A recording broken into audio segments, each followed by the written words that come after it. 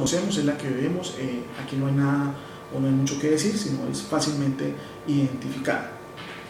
La corrosión galvánica, como lo mencionábamos, es la que se da por la interacción de dos metales disímiles. Entonces aquí es donde hablamos de la celda de corrosión, donde identificamos unos metales que son nobles y otros activos.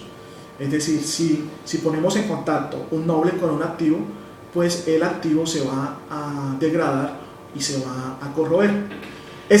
Con este principio de corrosión galvánica es lo que también nosotros utilizamos en nuestro mecanismo de protección de la tubería, cuando utilizamos ánodos de sacrificio. Entonces, básicamente lo que estamos haciendo es conectar a nuestro tubo, que es acero, un electrodo asociado con magnesio o aluminio o zinc, y lo que hacemos es que este elemento que hacemos conectar con la estructura se sacrifique. Entonces se va a corroer lo que hemos pegado como ánodo de sacrificio, tratando de que la estructura no se vaya a corroer. Y pues en algunos momentos se utilizaron algunos materiales en los marco H que eran disímiles al acero, y entonces se presentaba un problema de corrosión galvánica. También en estos mecanismos donde hay interacción de dos estructuras se presenta corrosión por hendidura. Pues la corrosión galvánica, pues uno se va a comportar como ánodo, otro como cátodo, y empieza a sacrificarse el ánodo como tal, y empieza a haber una corrosión acelerada sobre este. La corrosión localizada, pues como su nombre lo dice, es bien definida, es la que es difícil de identificar y la que prevalece sobre algunos puntos o zonas. Cuando hablamos de picadura, a veces nosotros relacionamos corrosión localizada con picadura. Sin embargo, Neis hace claridad sobre la picadura, porque es una corrosión que es muy pequeña. Sus orificios, estamos hablando de 2-3 milímetros de su diámetro. Sin embargo, eso es lo que vemos desde el punto de vista superficial, pero él genera hacia su interior un deterioro y se va ensanchando y va penetrando. Entonces, esa es la característica de la picadura, es muy pequeñita, es bien diferenciable, pero el problema es que su profundidad y su avance dentro de la estructura es considerable. Entonces es algo que, si lo manejamos desde el punto de vista visual, podemos llegar a cometer de pronto algún error, porque la vemos muy pequeña, pero no estamos identificando que dentro de esa pequeña picadura, internamente en su profundidad y extensión, puede ser bien crítica.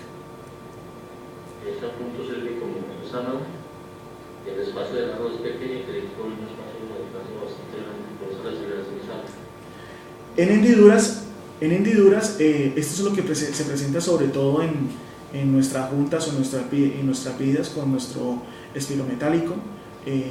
Digamos, cuando no hay protección o cuando se empieza a acumular agua, empieza a deteriorarse la pared de la brida, comienza a tener problemas de corrosión. Esto es muy común, por eso a veces se protege las bridas con algún mecanismo mecánico para aislar de la humedad. Sin embargo, pues esto es un problema bien que se identifica muy fácilmente y es denominado corrosión por hendiduras. En la corrosión por hendiduras hay dos principios, uno que es por celdas de concentración diferencial de oxígeno y por concentración de iones. Es decir, para claridad, aquellas zonas donde el oxígeno puede estar menos o más expuesto. Entonces, en la parte interna de las bridas, pues habrá menos cantidad de oxígeno, y en la parte externa de la brida habrá mayor cantidad. Entonces ahí se produce un diferencial de concentración de oxígeno, que es lo que hace que el fenómeno como tal se catalice, esta concentración. Y cuando hablamos de celdas de concentración, es por las sales disueltas que pueda tener el electrolito en estas hendiduras. Aquí, para el que me hacía mención de qué era la corrosión filiforme, pues es una corrosión que está asociada a un mal procedimiento durante la aplicación del recubrimiento. Entonces, durante la aplicación de los recubrimientos, algo muy importante es la preparación superficial y el monitoreo de las condiciones atmosféricas. Entonces, cuando nosotros realizamos una aplicación del recubrimiento con una humedad relativa mayor al 70-80%, que es lo que a veces nos presentan las fichas técnicas de los productos, ahí queda atrapada dentro de la capa de recubrimiento humedad, y a su vez pues se genera el proceso de corrosión como tal. Entonces es una corrosión que son unas vetas, unas venas que vienen apareciendo en el recubrimiento, que se viene haciendo y vienen después al crecimiento de los productos de corrosión. Lo que hacen es reventar el recubrimiento y mostrar estas vetas o formas. Pero esto es una forma que podemos mitigar pues cuando podemos tener el control de las condiciones atmosféricas en la aplicación del recubrimiento.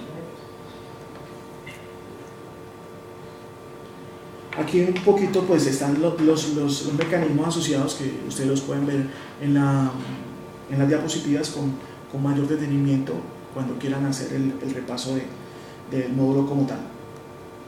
Entonces, para tener claro, pues la corrosión filiforme está asociada a problemas en la parte, es una corrosión que se da en la interfase, es decir, entre el tubo y el recubrimiento. Dentro de esa interfase es que se genera.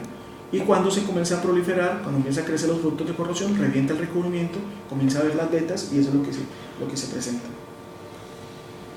La biocorrosión es otro de los tipos de corrosión que se tienen. Es un tipo de corrosión que está asociado al metabolismo de los microorganismos que puedan depositarse en la infraestructura. No es que los microorganismos se coman el metal, es producto de la segregación de su metabolismo. Entonces, dentro de su proceso de digestión, estos microorganismos producen unos productos, valga la redundancia, y son los que empiezan a deteriorar la infraestructura. No es que el microorganismo coma metal, de ninguna manera. En la industria de los hidrocarburos está plenamente definido dos tipos de microorganismos, o de familias de microorganismos, porque no es uno solo, sino es una familia de microorganismos, que son las bacterias sulfato-reductoras y las bacterias productoras de ácido. Estas bacterias sulfato-reductoras son bacterias que crecen en sistemas faltantes de oxígeno, y las productoras de ácido sí son microorganismos que crecen en presencia de oxígeno. Sin embargo, a veces se han encontrado sulfato-reductoras cuando hay oxígeno. Lo que sucede es que ellas generan un flóculo o una biopelícula. Entonces ellos forman unos clústeres en la infraestructura, y lo que hacen es generar, a través de este clúster, forman una membrana, un biopolímero, y dentro de ese biopolímero va haciendo el crecimiento de las bacterias y las va aislando del medio donde haya presencia de oxígeno. Entonces, producto de su metabolismo, como mencioné, empiezan a segregar sustancias que hacen despolarizar la celda y hacen un proceso acelerado de corrosión.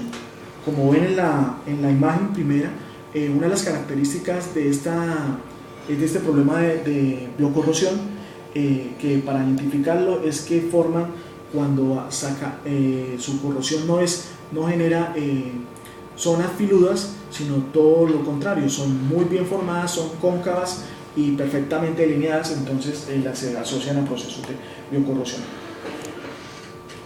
Este siguiente tipo de corrosión es el agrietamiento inducido por el medio. Entonces es un problema que es un tipo de corrosión que está asociado a dos fenómenos. Es decir, va a haber corrosión localizada, y en esa corrosión localizada va a haber una concentración de esfuerzos, y si nosotros tenemos una combinación de ciclos de esfuerzos, pues es propenso a que se genere esta proliferación de grietas.